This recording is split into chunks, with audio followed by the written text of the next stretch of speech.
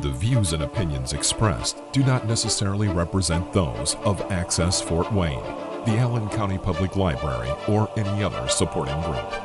Access Fort Wayne is a department of the Allen County Public Library. If you or anyone you know might be interested in making a television show, please call 260-421-1250.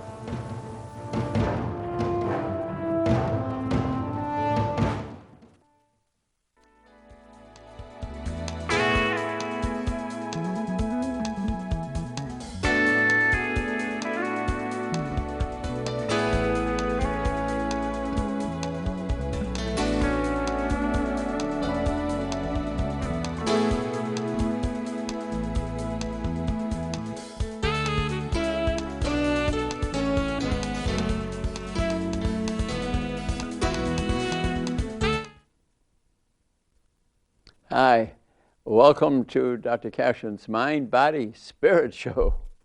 This is going to be very interesting. I hope you can remember the show because this is about memory. Dementia, Alzheimer's disease, the interrelationship, and I'd like to explain to you a little bit the science of it. Alzheimer's disease, true Alzheimer's disease, not that common, so don't run out of the room, okay? What I'm trying to say, this is a message of hope. I'm just describing to you the science of it a little bit, what you can do to sharpen your mind, and what's the science of it. So we all fear losing our mind, getting a day older. So memory loss, is it normal? Yes, it is. Yeah, we're all going to have some memory loss. We have age-associated memory impairment, AAMI. And what is that? As we get a day older, there's no doubt that we do have some memory loss. It's normal. Doesn't mean you have Alzheimer's disease. Everybody has some of that, okay? You can't remember a name or... Next, say it's a little bit of progression. We have subjective, meaning you self-recognize a cognitive impairment where you yourself realize that, it's getting a little bit worse. I can't remember my distant aunt's name, for example, but activities around you, no problem. And then we have MCI, mild cognitive impairment. I'm just going up the ladder a little bit, where people are starting to remark about you missing a word or a name or where you were going, or and maybe your loved one is pointing it out to you. Mild cognitive impairment, but you could lead a normal life with any of these. Age-associated memory impairment, subjective impairment, mild cognitive impairment. You can still continue to work. But then it can advance to the next stage where it's starting to be a problem, and you might have difficulty at work, and even your boss might say, maybe you should consider retiring. And then the ones that are severe, that they have to be house confined, or maybe even go to a nursing home. But these things generally take years. I'm talking about 10, 20, 30, 40 years to them very slowly progress over the years. And a lot of those, you could still do things to keep it from happening. That's the good news. That's the good news, okay? But if you don't pay any attention to it, then or live into the role. I think a lot of people live into the role. They'll get genetic testing and take verbal tests and MRI scans and all sorts of things, and then they start playing the role of the demented person instead of trying to do something about it through exercise and nutrition and do some puzzles or. For example, advanced dementia can be called Alzheimer's disease. Albert Alzheimer in 1910 or so from Germany had a patient, and he named it such. But let's think about a little bit about stopping it, even reversing. There are some blood tests available that you can get. C-reactive protein, serum insulin test, glucose tolerance test, homocysteine, even to check some of the vitamins that way by eating properly, proper nutrition, getting the right enzymes and nutrients, which makes your brain run, that you can prevent all that, okay? So the secret of enhancing your brain, we have about 100 billion cells, okay? All right, you have an axon and a dendrite. An impulse comes down the axon, the neurotransmitters jump across, hit the dendrite to send the messages. We have, and this gap is called the synapse. We have trillions of synapses, trillions of nerves that are intersecting and sending messages to each other. But we lose about 10 to 15% a year. It's a normal process of getting on. By age 65, we've lost about 10 to 15%. That's normal, okay? So just because you're missing a few words and you get lost occasionally or can't remember something you read an hour ago, it's a normal process of aging.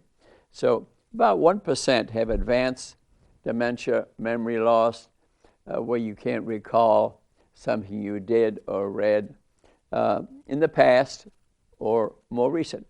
We seem to be able to remember things in the past because it's diffused throughout the whole brain, and then more recent things is that we forget as we get a day on, because these memories are stored in different parts of the brain. Our memories are stored in tiny nano-sized molecules, little round balls that have the information in them, trillions throughout your brain. They're actually stored there. The thing is, you have to activate them, okay? So only about 1% have advanced impairment. And there are memory types. There are memory types. Long-term, declarative and non-declarative memory, okay? Non-declarative memory would be like me playing tennis. I played it for so many years that even if I had developed a serious memory problem, which would be on the declarative side, things that I'm doing every day that are not automatic, things that are new, the non-declarative type, say my tennis game or golf game for game or pickleball game, whatever, you can still play them although you have a severe memory problem. Yeah, it's called non-declarative memory. And then we have long-term implicit and explicit memory, which is kind of the same thing. The explicit memory would be the activity you're trying to learn that you learned last week and you may not be able to recall now. And the tennis game or the golf game would be explicit memory, okay? So your memory, remember I said already, is in your molecules, nano-sized, little round balls, trillions throughout your brain. They're right before the synapse, right in the axon at the tip.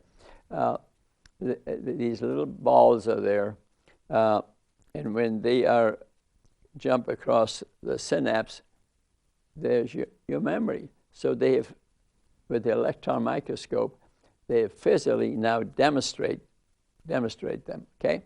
So the axon, little balls, okay, they jump across the synapse and they are expressed.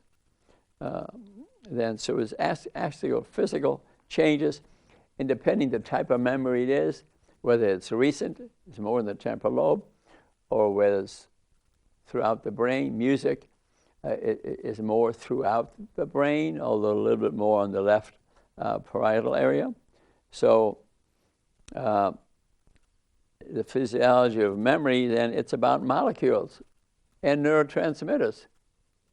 That's what memory is all about, okay? Some memories can be short-term and long-term. Long-term memories last a lot longer. Even when you have poor memory for recent events, your long-term memory may be unbelievable. My mother, in the early 90s, could barely remember my name, her only son, okay? But she could recite to me poetry she had learned as a child in Germany. I could not believe it. They must have taught a lot of it in the schools because she could report a whole poem, one after the other. But then when she hit 97 or so, you would ask her who I was. She recognized me, but a hard time to come up with a name or what I had done for a living or anything, okay? Short-term memories, working memory, that's the memory you use every day, stored in the hippocampus, which is in the medial side in the temporal lobe that are on both sides of your brain, okay? Long-term memory is throughout your brain. And we really talked about declarative and non-declarative, whether it's an automatic thing like a sport or piano playing, for example, or something you recently learned. And these molecules are largely made of acetylcholine, one of the neurotransmitters, of acetylcholine. The memory molecule is acetylcholine. So when they try to give you some medication, usually it's an acetylcholine stimulator. Incidentally, medications are very poor. The ones they have out today don't work very well. They may take something that might work for a month or two, but I'm not even sure that it's worth it in my experience, okay? So what we've been seeing a lot, people have a little bit of a memory problem, and a lot of people pushing their relatives into nursing homes. Yeah, I read a book by Dr. Peter Whitehouse, who wrote about that because he was a neurologist at the Cleveland Clinic who was very knowledgeable about that, and he thought that people were pushing their relatives into the nursing home or rehab center, or telling them, you've got Alzheimer's disease. Well, what do you think that person, what kind of life do you think they're going to lead? Love them, help them, teach them. But once you tell them that, they become different people. And I know some people that do genetic testing a lot. They want to know whether they have an Alzheimer gene. Well, you're more likely to get it, but only if it's expressed. Okay, they get this genetic testing, and it comes back, yes, you do have the Alzheimer gene, where you're more likely to get it, and they live into the role. So, I mean, it's up to you, but I don't particularly recommend getting genetic testing done unless, because they promote it on TV a lot, is that it's going to affect how you think about yourself. So instead, promote family, community involvement, give them a hug, promote things that improve their memory, a sports activity, a recreational game. Maybe look at some of these memory sites and spend a half hour a day on them to improve your responses. So what I say, keep people out of the gulags. Okay, occasionally you get somebody where it just can be dealt with, okay, but stop locking everybody up, okay? Many of these people could live at home. And one of the best ways to prevent memory loss in the future, because it accounts for a good 75% of it, is type 2 diabetes. Type 2 diabetes, which is extremely common. Probably 1 out of 2 have it now. If they were properly tested, maybe 3 out of 4. They run the wrong test. They run the blood sugar. The best test is serum insulin. Serum insulin. That anticipates type 2 diabetes 10 to 15 years. Yes.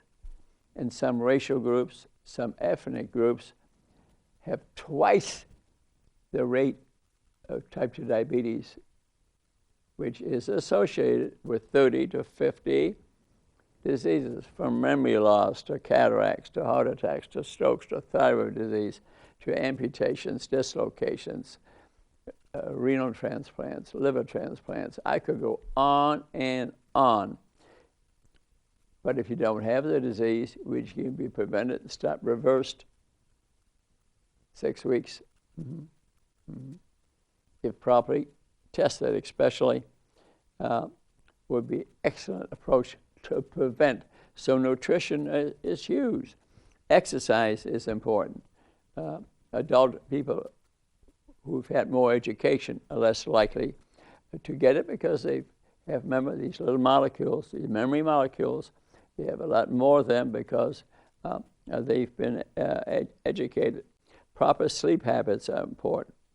Stress reduction is important.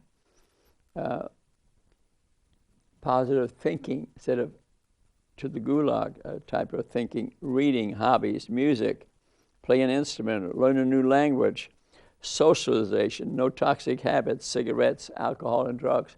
Cigarettes, alcohol have higher rates of dementia.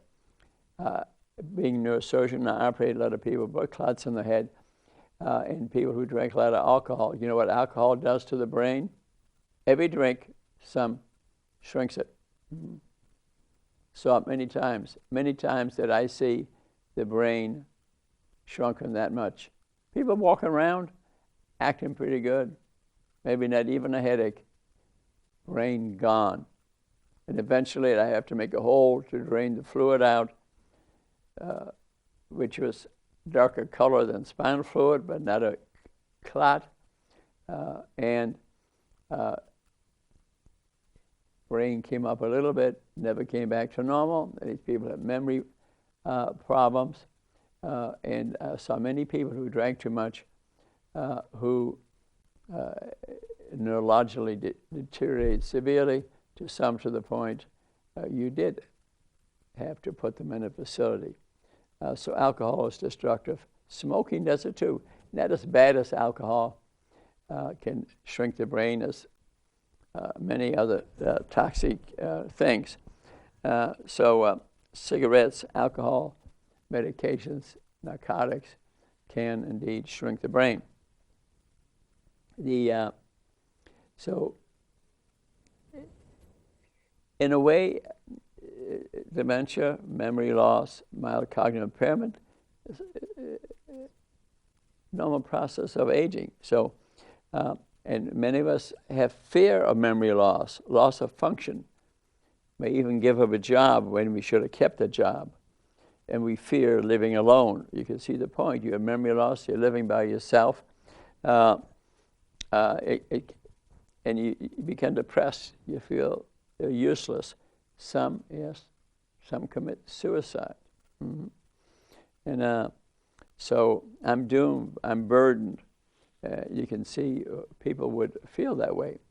So let's have a new story. Let's have a new story, okay? Pick a better name. Pick it, okay? Pick a better name. Even the Japanese people did pick a better name for it, okay, in Japanese. They didn't call it Alzheimer's disease anymore. And so tell a more truthful story.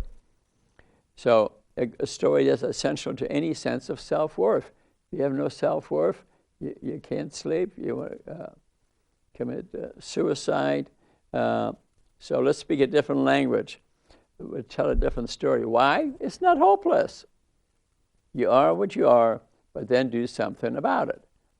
From great health habits is number one, but start doing things, whether it be music or playing a sport if you can, or taking tap dance lessons like I do, or learn to dance, or sing a song, or take a walk in nature every day. And so let's give it some integrity, some dignity, some personhood, and a quality of life, okay? Maybe go to a senior center where you do all the workout at the Y every day. And so create a community. So I'm for a huge push for prevention. Instead of you saying, this is what I got, okay? So let's give us some hope. Fear brings torment. Start a positive scenario, a different story. So de-emphasize the disease story. That's all we hear about. We're raising money for Alzheimer's disease instead of suggesting things people could do to prevent it, like get rid of any pre or diabetes by getting serum insulin testing early in their lifetime, and then do something about it, set a plan of action. Memory challenges, we all have them. Don't get so excited. Promote community caregiving for elderly patients, but not to the nursing home, okay? And there are excellent books that are written about memory. One of the basic things in memory is listen to it in the first place. When a name is introduced, make sure that you hear it. Many of us are very busy worrying about other things. We don't listen to the name in the first place. I'm guilty of that a little bit. I gave up neurosurgery, but now I teach wellness. And I never listened to the name because I was worried about life and death. I had 30, 40 people in the hospital. I was worried about them. So when you introduce me to somebody, I never listened to the name. So pay attention, listen to the name, and maybe, if you can at that point, associate it with something, maybe a funny image of some kind, and look at the face. Visual memories are stronger than auditory memories. So look at that person, pay attention, maybe repeat their name 2 or 3 times, maybe ask them to spell the name, whatever system you want to use. If you can associate with it and visualize something ridiculous or outrageous, you're much more likely to remember it. Yeah, I've practiced that many times. The other thing, too, is to really pay attention and get in the habit of this. Build a little story around it.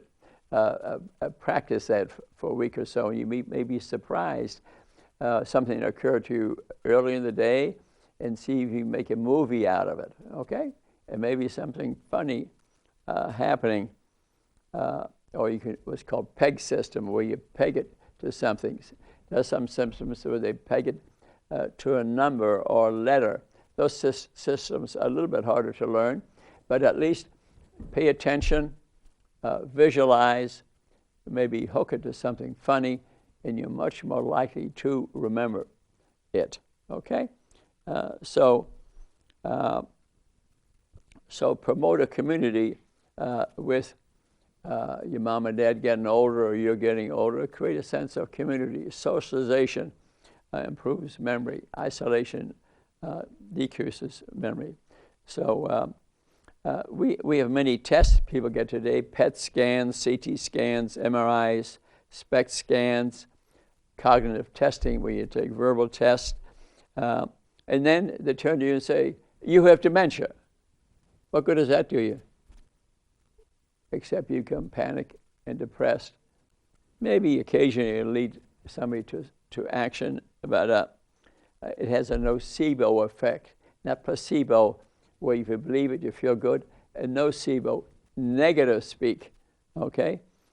Medications do little and cure nobody. So maybe new ones are coming out, you want to try them, fine. But I'm quoting Dr. Whitehouse from a few years ago. He spent his professional life in the social, the political, the economic, and social institutions dealing with Alzheimer's disease. So he's very knowledgeable. So he spent his time now challenging the Alzheimer community that have great power over us through fundraising and societies. He spent a lot of time with these people. I even called him on the phone one time at the Cleveland Clinic to ask him a question and to congratulate him for the great book that he wrote. So a good book to read. And he's concerned and pessimistic about the future of care of dementia patients because they may lock them up at a younger age. That's guaranteed they'll live into the role instead of doing things to improve their lives, okay? So aging is not a disease. We all get older, okay? Remember, I'm 39 for the 44th time this year. So add it up. But I'm on no pills, play tennis, pickleball, take tap dance lessons, take a walk in nature almost every morning, okay? Sing to the birds, they're singing back. I look at the leaves, I look at the trees, I look at the bark, paying attention to nature. So the scientific, technological, and political approach to this war needs to be revisited. It's not just that a drug company, and a big one in Indianapolis, I know is looking for that one drug to cure dementia. That gentleman who was head of that research had the misfortune of sitting next to me recently at a party at someone's home where only 8 people were there, and he had to listen to me for half hour because he was going to find this single drug that was going to cure Alzheimer's disease. It never going to happen. I'm glad he's looking. I hope he keeps on looking. But the pathology, chemistry of Alzheimer's disease is a lot more complex. It's about neurofibrillary tangles. It's about the tau and amyloid and insulin and diabetes and acetylcholine. Very complex. One drug is not going to cure this condition. Dr.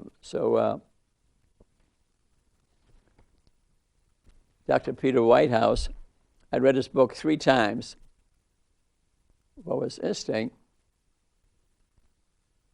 I'm a neurosurgeon, but I did neurology for years too, so I have a lot of experience in it. I noticed none of the 12 neurologists in our group had ever read his book. Just to have a different look at it, because they see a lot of these cases. So I think it's good to be open-minded, okay? And so the story has been told, but they set out criteria for research and to diagnose it, but nothing about prevention. But Peter Whitehouse says drugs essentially don't work. Money wasted and false hope. I can think of a patient years ago as I was leaving my office building. A lady passed by, and I had operated on her husband, so she recognized me. And I said, where's your husband? Oh, he's upstairs getting memory tests. By the neurologist, memory testing. I said, well, how's he doing? Oh, he's doing pretty good. He just misses a word now and then. Is he working? Yeah, he farms for my son now. I said, so what's the problem? Well, he's missing a word or two, and he was going to get 4 hours of memory tests. I didn't tell her this because it was too far along. He was already upstairs getting the test. But it's totally ridiculous. Guy's leading a normal life. He's working. He's 76 years old, missing a few words. That's normal. But what could happen here? They run these tests. They inform him that he's missing a few words here, which could put him into a depression. He may stop working. The doctor might say, well, you can't work anymore. When he is working, you get my point? You see what I'm talking about? Many times people are given pills and their patients then are locked up, put inside an institution. Dr. Peter Whitehouse says it's inhumane and inexcusable. I agree. He opened he calls it a fraud. Says you cannot separate Alzheimer's disease from normal processes, so how can you treat it or study it? I mean, in advanced cases, certainly you can tell, separate that from normal processes. So scientists in the field admit that a cure is unlikely, so looking for that single drug ain't going to happen, folks. But you sure as heck could be treating these people, stopping, maybe even reversing, and by playing memory games, by proper nutrition, by increasing activities, increase socialization, take them out of depression. So, but the myth is a very high cultural myth. It's like a war, the pharmaceutical and industrial complex at work. Yeah. Just like with diabetes, it could be, you could get rid of type 2 diabetes 6 weeks. 6 weeks through proper nutrition, because your biome, those bacteria in your gut run your metabolism, and if you change the way you ate, that would be changed very quickly, and your diabetes will go away. And what will go away? Heart disease, dementia, thyroid disease, dental disease, unannounced heart attacks, amputations, dislocations, renal, liver transplant. Goodbye. About 6 weeks, okay? So why is this happening to us? It's the research and industrial complex at work. Just like with diabetes, they're throwing that out of, they're maintaining the disease. They're not getting at the root cause of the problem. And it's the fundraising societies at work. It's the Alzheimer's Association, which is collecting money. Just like the breast cancer people, they're collecting the money and then send it to Indianapolis. When if you get rid of, stop smoking and you don't drink, avoid a toxin of normal weight, 70% of breast cancer would never happen. So some of the money should stay here. Same with the Alzheimer's Association, okay? And so research institutions and advocacy groups are spending a lot of money without results. Without results. How much advancement has there been in to get rid of diabetes in 50 years? Very little. Very little. So to live a long life, to have longevity, there are some habits of value, which could get rid of diabetes and its 30 diseases. It could prevent advancement or reversal of memory loss, for example. Proper eating would be one thing. Eat a nutrient-dense food, because the phytonutrients, the vitamins, the mosaic of interaction leads to good health. Learning is helpful. Take college education or reading, for example, or maybe engineering or doing something complex improves your brain function, okay? A normal BMI, body mass index, to be of normal weight is of great value. Adult education is helpful. To have a purpose in life.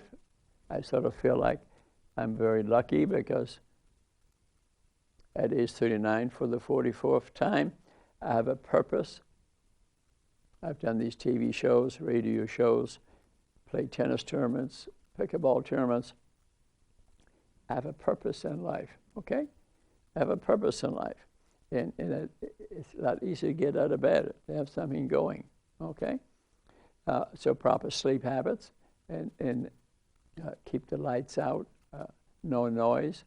For example, is more likely to sleep better, but that can be a problem, okay? To do some yoga, meditation, relaxation, some spirituality, all these are relaxing, and these cause real changes in your body through neurotransmitters, neuropeptides, and hormones, which affect the receptors throughout your body. Every cell has receptors on them, and these chemicals hit these, send a message to the cell, and you can get rid of your diabetes. You can be relaxed. Most 75% of your serotonin, your long-term feel-good neurotransmitter is made in the gut, your second brain. What you eat affects your second brain. And if you have type 2 diabetes, for example, is that these, remember your friends that living in there, those bacteria, those trillions of bacteria living in there, lifespan, 20 minutes of each one of those. So if you change what you eat, you'll have different friends living there, leading to different health situations.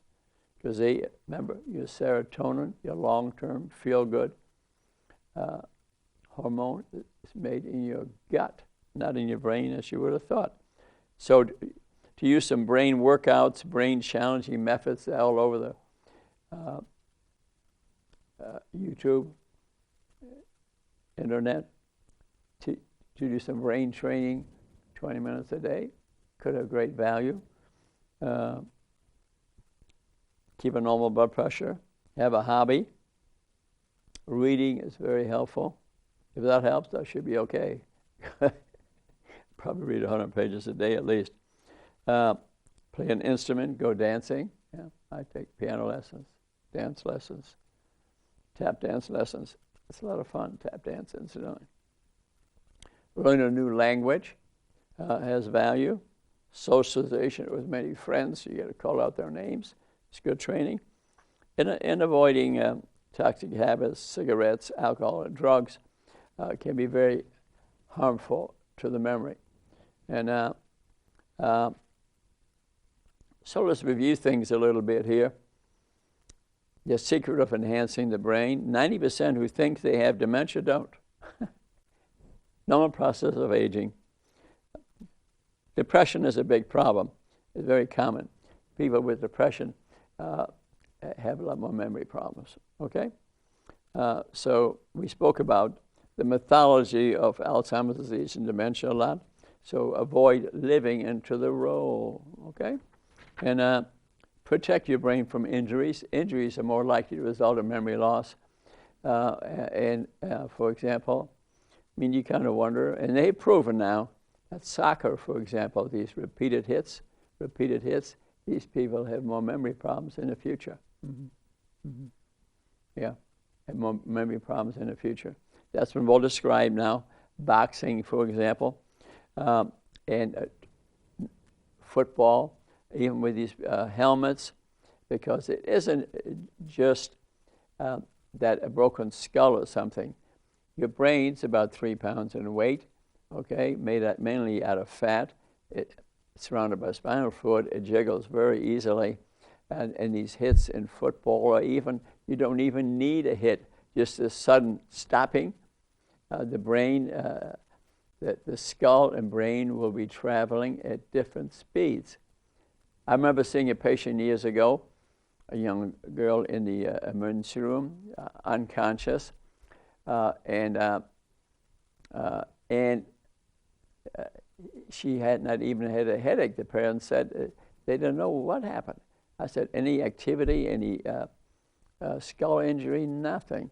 And but finally I got but a scan showed blood all over, but not the pattern of a head injury where you see hemorrhages on the temporal lobe, frontal lobe. And then I took some further history and found out she had been skiing the day before and did a lot of twist and turning, like a centrifuge. And then you can see after a while, she's doing it quickly, turning, that the brain and the skull were traveling at different speeds. And that tore small blood vessels of the brain, and that's the reason I was seeing all these hemorrhages. She made a good recovery, but you wonder 10, 20 years from now, 30 years from now, does she have some memory problems? I would not be surprised, because there were little hemorrhages in the brain all over the darn place, but it was some twisting and turning. What an interesting case. Yeah, it was fascinating. So boxing and soccer are dangerous to your brain, increased dementia.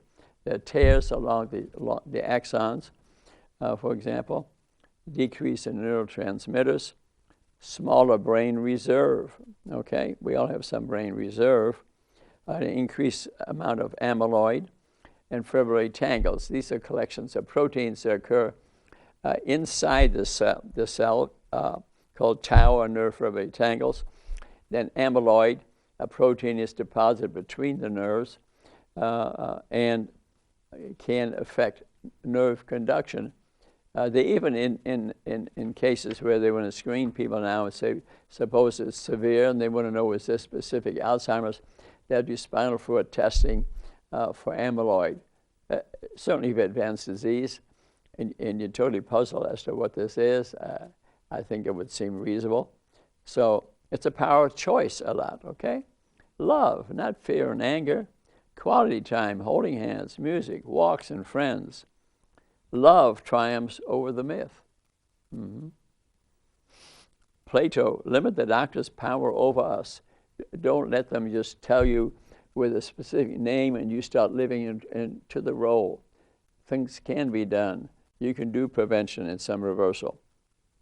So the biomedical view that it's some genetic change or something is too strong. Certainly there are cases where starting in the 40s and 50s where things march on very quickly, 8 years or so they're gone. Okay, but those are not common. The majority of us, it's a process of getting a day older. So clearly it can be a struggle for the caregiver, but a positive viewpoint is more helpful. So again, the power of choice. We are more than the sum of our cognitive decline. We have some people have memory loss and it seems to progress, but don't just throw a name on them. They're still a person. They're still a person. So there's no loss in self, only change in stuff. Oh, okay. Rewrite the story and reduce it to its bare bones. It's like René Descartes did in 1650, where the church wouldn't allow them to do autopsies. So he cut the head off the body, gave it to the church, and gave the body to medicine. The trouble is, that's exactly the way it is today. This thing indeed is attached to the human body. And just because something isn't working as good as it used to be, you're still a person, okay? So cognitive loss is part of humanity. It's not a disease the majority of the time, okay? Oprah, who we all know and love, she asked Dr. Whitehouse 3 times, where's the beef? Considering she works a lot with Weight Watchers, which almost probably 99% of diabetes, which I'm not sure they're concentrating on enough. Many of them, if they don't accomplish their goal, very likely to develop some cognitive decline, advance of the average person because of diabetes. So her concentration should be, get rid of your diabetes.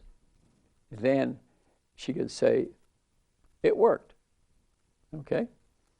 And so brain aging cannot be cured, but choose your story. We all get older, we're all going to be missing some words. The flame will go out for all of us, but go down in the spirit of love and celebrate life. You are not just your memory, okay? And let's talk about the aging brain a little bit. Brain cell loss doubles every 5 years after age 65. The brain cell loss, okay? But you can do some cognitive training, do exercise, join one of these groups on the internet,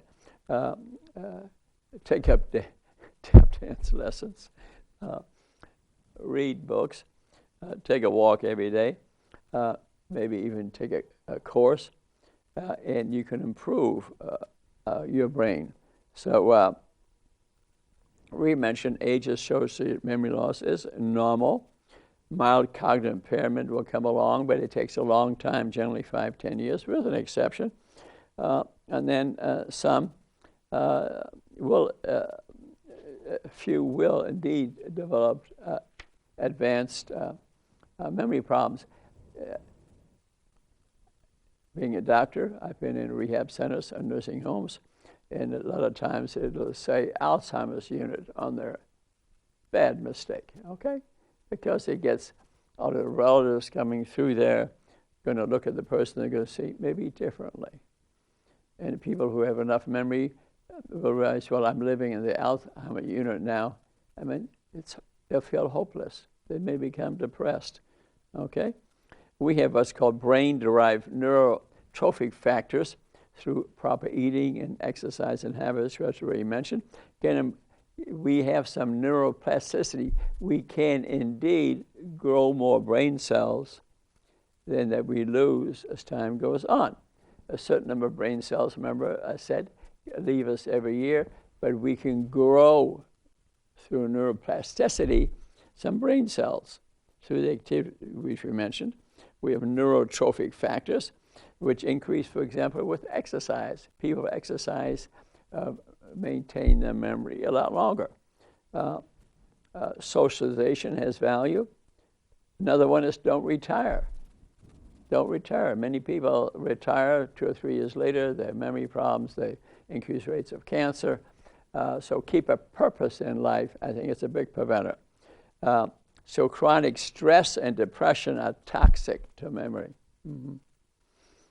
Can be difficult to diagnose. You could miss the whole thing. And you think it's wholly a memory problem, that people living down here never seem to smile, when, and in reality, it's depression, okay? And it can be loss of energy, no appetite, loss of self-esteem, isolation. Now they don't exercise anymore, for example. And let's talk about some memory tricks, okay? You're missing a few words. Important things is to look, okay? Snap, maybe repeat the word to yourself, or hook it to something, okay? That you're more likely to remember them. But look at them too, that you have your visual memory, which is better than auditory memory, okay?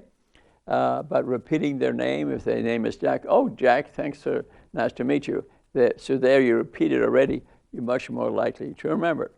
And also a good habit can be taking notes, writing a name down. I know somebody I play pickleball with, he knows everybody's names all the time, and then he admitted to me one time, as soon as he leaves the Y, goes home, played pickleball, met a new person, he writes their name in a book.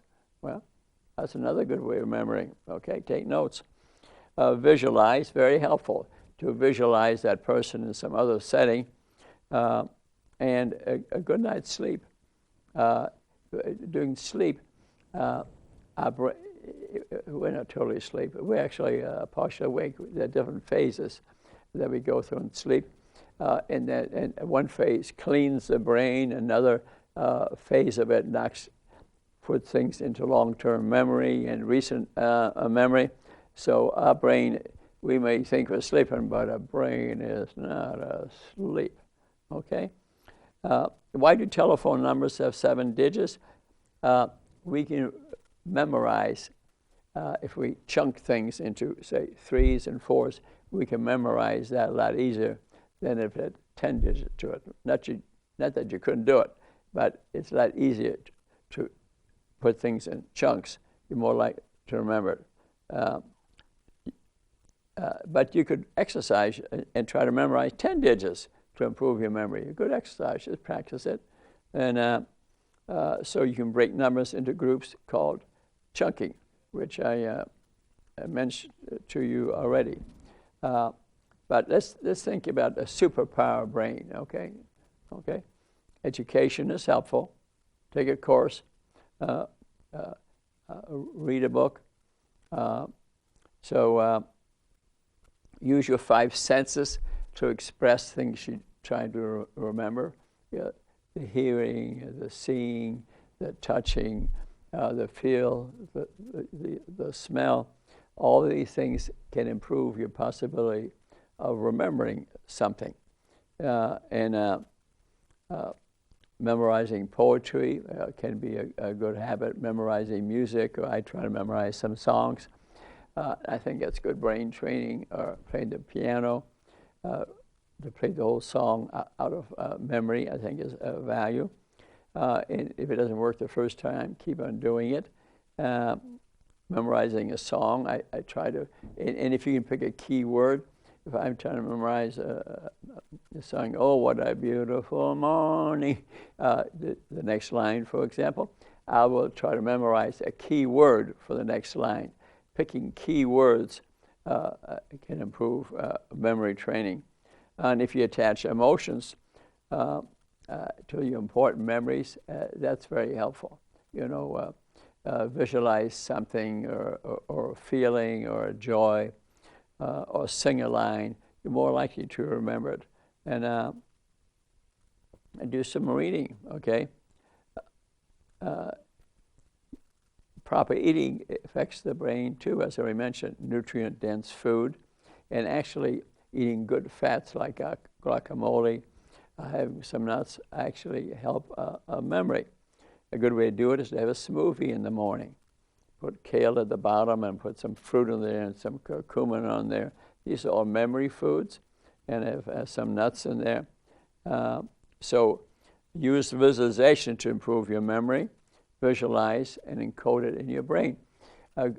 Great golfers, when they step up to hit a ball, or tennis players like myself, I remember reading about a great golfer. What he did really is, it was so visualized that he visualized the shot where it was landing at the hole he was aiming for. He had visualized that when he stepped up to hit. When he finally went to hit the ball, all he saw in his mind's eye was where it landed, and the rest was implicit memory, automatic. Didn't have to think. It just occurred. So use visualization to improve your memory. Visualize and encode it in your brain. And the brain is affected by whether you have the proper vitamins, some good fats, omega-3 fats. Vitamin E and C affect memory somewhat better, but I'll put it in your smoothie, okay? I don't think necessarily taking the pill or capsule is the best way. See if in nature what you want to take, that is in nature, because they will interact better and work better. Fruits and vegetables, fresh and natural foods. Improve your working memory. That's your everyday memory. Say, name 20 or 30 animals, okay? Draw different designs for improvement of visual memory. Expand the vocabulary, one word per day. Look at a website and look at a word and every aspect of it. And just pick one a day. Your memory will improve. A good site to look at is www.wordsmith.org, and take one word by email every day, and then encode it over time. You'll have a better memory. So watch out for living into the role, okay? The nocebo effect of words. Remember, nocebo is negative speak. Your choice, your perception. The standard myth is too negative. We are medicalizing dementia. We're all looking for this drug when we should be doing some of these nutritional exercise and verbal exercises. So brain aging is not a war. Don't create non-people. Uncle Joe has got dementia. No, Uncle Joe was Uncle Joe, okay? So don't project hopelessness onto people. Life is like a flame. That's Buddhism, okay? Eventually, the flame goes out. That's normal, okay? Technology can improve the brain. Astounding brain enhancement in verbal and nonverbal intelligence. So after 1 hour of video game playing, people's brain is working better, okay? It's clearly a powerful tool, slowing, stopping, and even reversing age-related memory loss. They've shown it, that some of these video games can do that. So video games are unique in increasing processing speed. You can think quicker if you play some of them. Or look at brain gyms.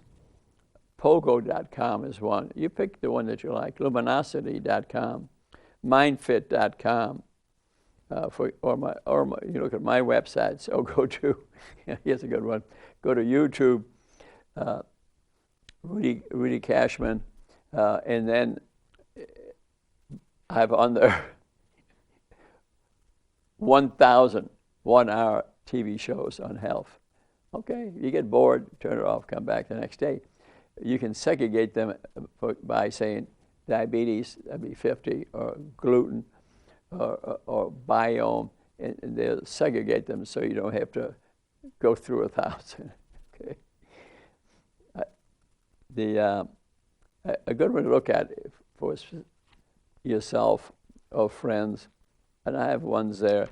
This very PowerPoint actually is on there, and a very good book to read is the Neural Plan by Dean and Asha Sherzai, a book I hold up for you. It's worth reading. I think this is significant. I spoke to them personally one time at Hilton Head. They're from Los Angeles area. They mentioned to me that certain racial communities in LA, they could barely find a man over age 65 with a normal memory. Mm-hmm. And we're not being critical, we're trying to do something about it. And the reason is, and he agreed with me when I mentioned to him, is that majority had diabetes, because insulin, and what happens with people with diabetes, they have elevated serum insulin, and insulin is working hard to keep the sugar in the cell because of insulin resistance. They have insulin resistance, and the IDE enzyme, insulin degrading enzyme, is the one that has to degrade the elevated serum insulin. Insulin pushes sugar into the cell for memory, but it's all used up, and the ID enzyme is getting rid of it, and its other job is to get rid of amyloid, which gums up the brain, can't get rid of it.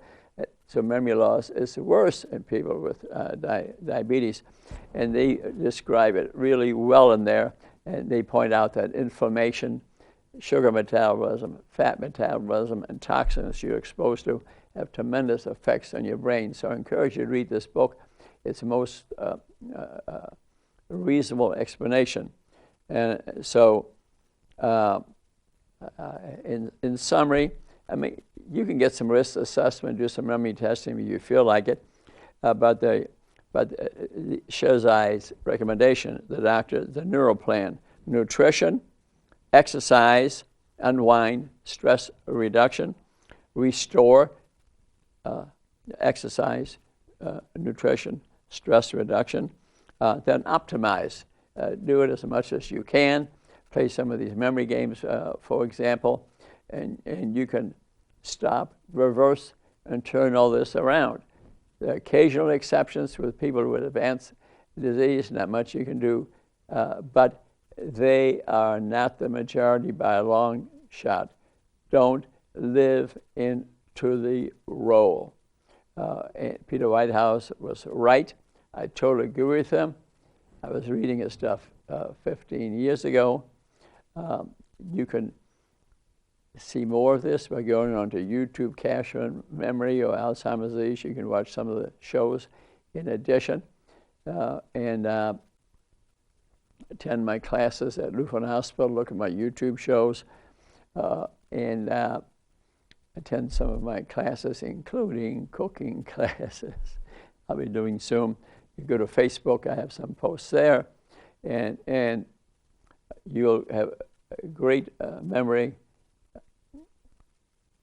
Call me, email me, hug me, whatever, and tell me your story, because I'm always gathering information.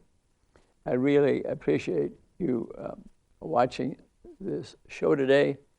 I think one of my next ones at Lutheran Hospital is going to be your biome, those trillions of bacteria living within you. Be very interesting. It'll be the last Tuesday in March, and say hello, and that'd be very interesting.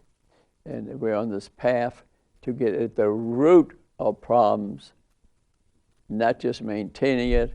Here's your script. See you next year. I want you to get rid of these things I'm speaking about, because I know the science. I'm always willing to learn more myself. And namaste. Thank you for watching.